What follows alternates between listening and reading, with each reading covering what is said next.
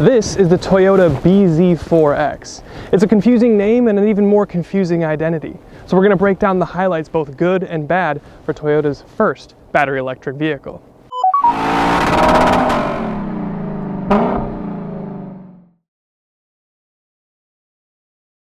Welcome to Downshift Studios. My name is Matt. This is the first fully electric vehicle from the biggest company that doesn't really seem interested in making electric vehicles. In fact, Akio Toyoda himself has stepped down as CEO. He still remains on the board, but he thinks that hybrids and plug-in hybrids are still the best direction forward. So, is this BZ4X just an exercise in appeasement? That's what we're here to find out with the best and the rest, starting with the rest. We're going to start with the seating position. I get in and I feel like I'm sitting too high, so I try to crank the seat down and realize, okay, this is the lowest I can be. I still feel like I'm a little awkwardly high. My head is close to the ceiling, but okay, we'll adjust to it. I try to adjust the steering wheel to where I would want it, and I realize it only goes up this high. So then I realize, okay, must be where I have to have it. But now it's blocking half or more of my digital instrument cluster. So then I have to have it all the way down here in my lap so I can see my instrument cluster and see all the information that I need, like speed and range and those sort of things. And it seems like it's just poorly thought out. I don't know why I need to look over the steering wheel when every other car I can look through this hump here. I don't know if it was just an exercise in consolidating a head-up display and an instrument cluster, but it doesn't work, Toyota. If you thought the Tacoma seating position was bad, have us sitting here. Number two, have you ever heard of torque steer in an EV? Well, you have now. Every time I floor the car seems to pull to the right. It doesn't do it while I'm coasting, so it's not an alignment issue. It just happens at full load or high load. And I can understand torque steer in something like a Porsche Taycan Turbo S. But this thing is like 200 horsepower. And number two is that there's no volume knob. You have a little tab here on your steering wheel, and you have a button for minus and plus on your sound and your center infotainment display. But there's no actual knob, and I don't know about you, but there's a lot of times where I'm getting a call or somebody's trying to talk to me that I really need to turn the volume down quickly.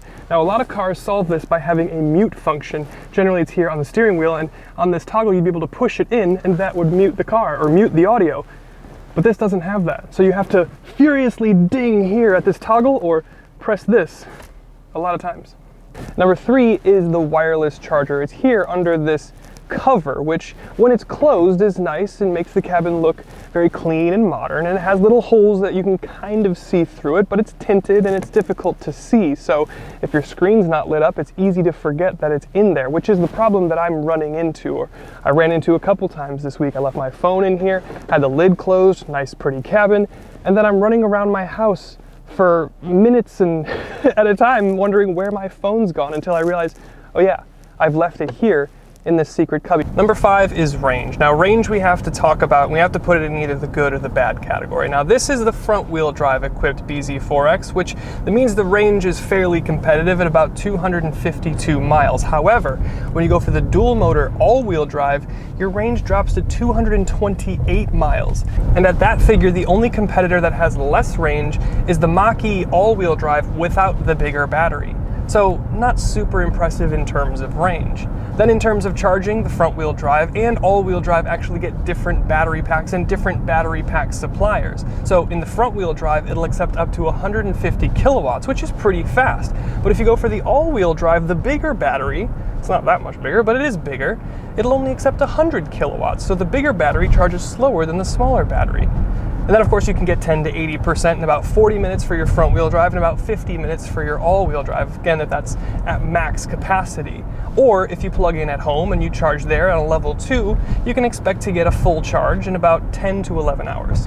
And the next thing is that there's no Frunk here at all, which wouldn't be surprising except that this is the ground-up eTNGA architecture, which means it's the bespoke ground-up EV chassis from Toyota. So I would have thought that they would package this better. Now when we talk about competitors like the Ioniq 5 and the EV6, those are also bespoke eGMP EV chassis.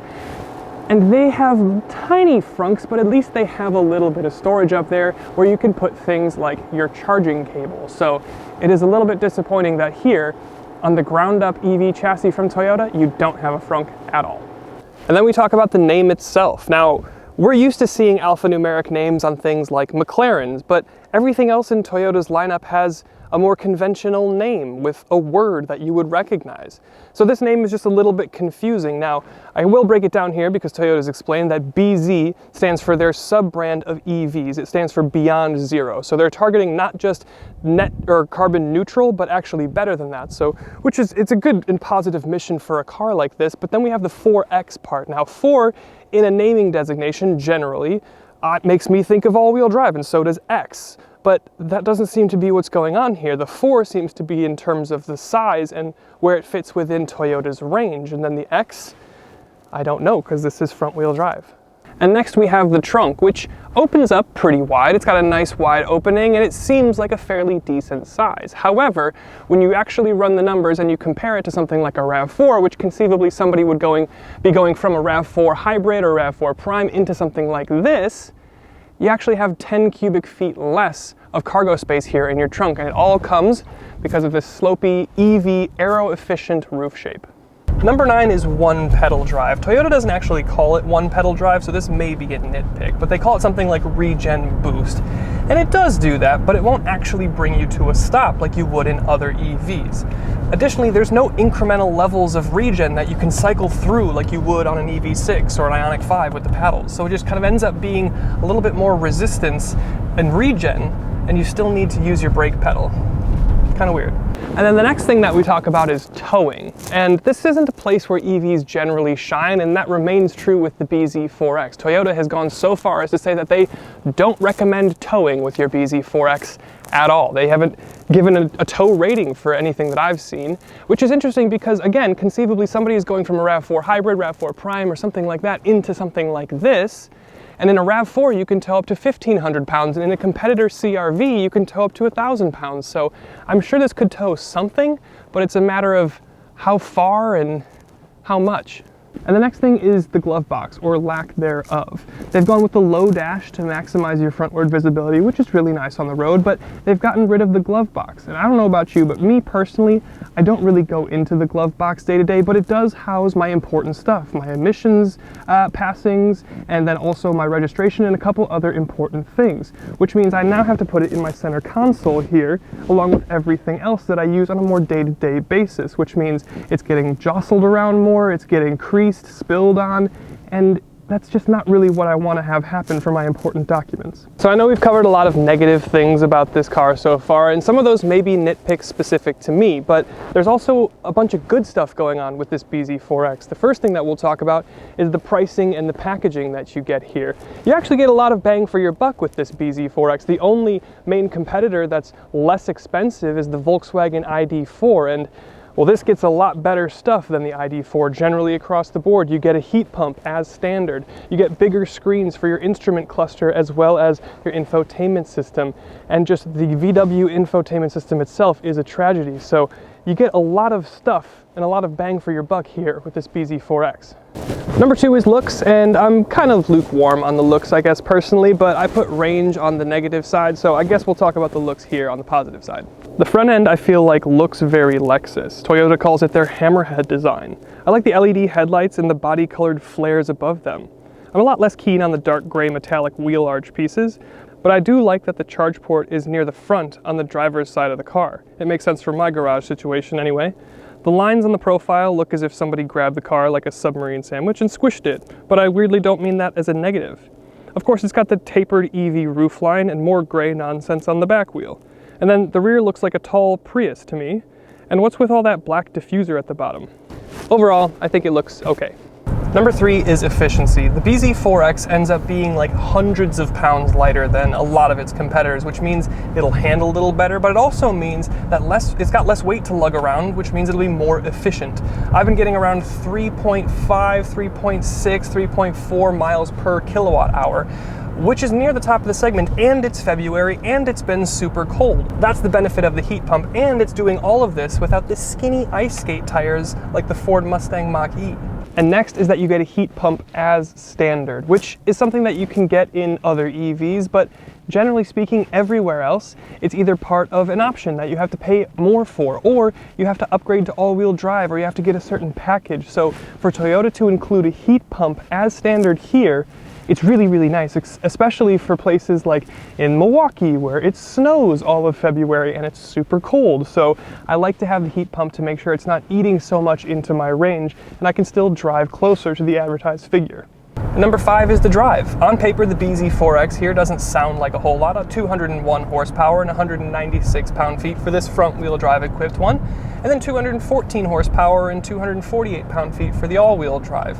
These aren't the EV power figures we're generally used to seeing in headlines. However, it's still plenty quick to do all of the things that you ask it to. It'll do 0 to 60 in about 6 seconds for the all-wheel drive and close to 7 for front-wheel drive, which is still pretty quick, again, compared to things like a CR-V, hybrid, it's faster than that, and other things like that. But the rest of the driving experience is pretty Toyota. It's not super complex or performance oriented. This one doesn't even have a sport mode button, but it's just easy. The ride is soft and supple. The steering is light enough, but not totally dead. The visibility is great out the front and out of most of the mirrors, as long as, again, you don't need to see your digital gauge cluster. It's just easy to get on and live with, and the cabin is pretty well refined and quiet. Next is the technology itself. Toyota is doing super well with the rollout of their new infotainment system. We first saw it in the Tundra, which once we got past the initial setup, it made a lot of sense and it worked really, really well.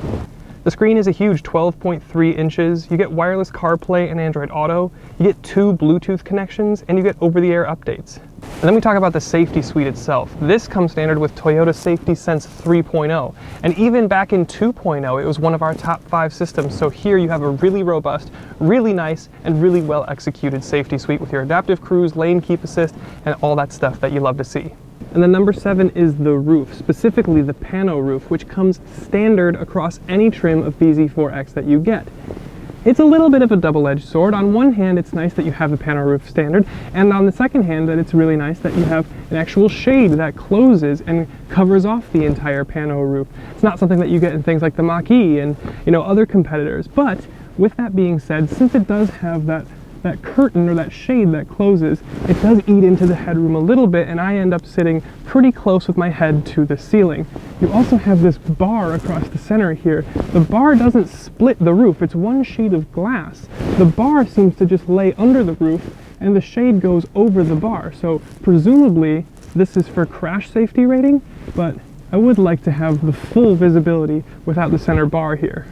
I guess I'll take what I can get. And number 8, and finally, we talk about the rear seats. Now, in terms of headroom, because of the sloping EV aero-efficient roof, I don't have a huge amount of headroom, but for leg room, at somebody that's 6'1", I have miles of knee room and I have plenty of foot space, and you have a nice flat floor to make it feel nice and open. And of course, the extra light coming in from the panoramic roof makes it feel more comfortable and more spacious than it otherwise would. So overall, it's very, very nice. Now, you can even upgrade your rear seats even further. If you go up to the limited trim, you can have heated rear seats. And of course, you can have heated rear seats in things like the Ioniq 5 and the EV6, but you're going to pay more for that. And of course, just to throw this in here, you can also get heated and cooled front seats in the limited trim of this BZ4X as well. Pretty cool. So that's it. That's the best and the rest for this new Toyota BZ4X. And don't let the numbers of this list sway you. Sure, we talked about more things in terms of the negatives and the positives today, but there are a lot of really positive, really important things going on here, and some of the negatives, like the wireless charging pad, may be just unique to my individual situation. So again, apply all this stuff to your unique situation and make a decision that makes sense for you. Now personally, again, if it were me and my money, I'm still going to go with the Hyundai Ioniq 5, but this is a pretty solid EV, especially for a company that doesn't really seem interested in selling EVs. So with that, thank you to Toyota for letting us have a go. Again, still a solid choice, so make sure you take a look if you're in the market for one of these things.